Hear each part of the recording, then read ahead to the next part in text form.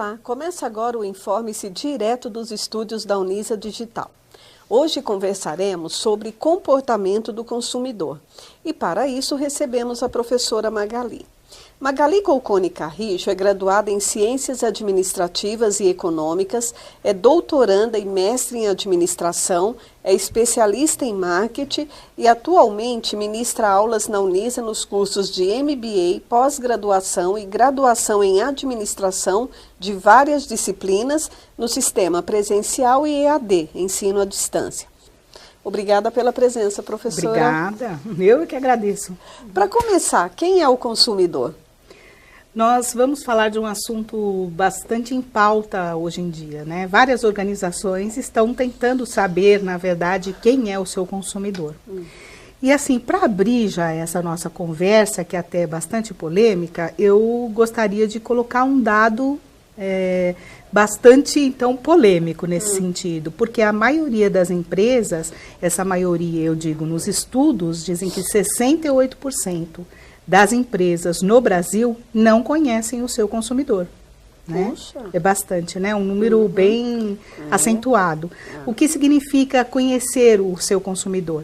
Uma empresa, na verdade, deve conhecer aquela pessoa que usa ou consome o seu produto.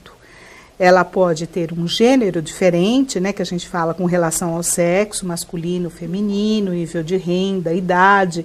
Então, enfim, ela deve conhecer profundamente esse consumidor para, na verdade, atender às necessidades desse consumidor de uma forma adequada. E as diferenças foram muitas durante toda a história da humanidade? Muita. Porque, na verdade, o que nós temos?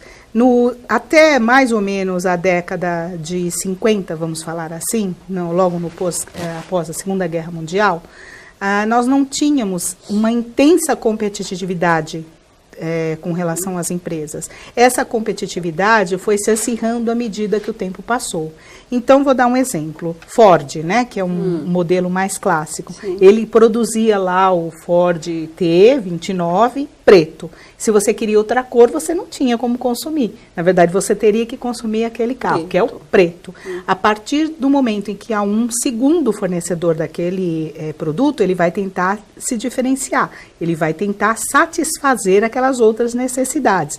E eu estou contando assim, de uma forma bem simplificada, para que todos consigam entender. Sim. Na década de 70, quando nós tivemos aquele problema da OPEP, ali começou então a concorrência a ficar mais acirrada, houve uma elevação, um início de elevação dos custos, os impostos se tornaram mais altos, e nós também tivemos, não aqui no país, que veio um pouquinho mais, foi a década de 90, na verdade, no Brasil. Mas antes disso, nós tivemos uma legislação, por exemplo, nos Estados Unidos, até na Inglaterra, em que o produtor tinha que ser responsável pela qualidade do seu produto, né? Então, essas imposições legais fizeram com que as empresas também tivessem um consumidor, obviamente, mais exigente, né? Até porque o custo de vida vai cada vez ficando mais difícil, não é verdade? A nossa renda vai também diminuindo ao longo do tempo e o consumidor quer cada vez mais coisas hoje verdadeiras, vamos colocar assim. Diferenciadas, né? E por um bom preço. E por um bom preço, exatamente. Então, por isso que o consumidor mudou ao longo do tempo e está cada vez mais exigente.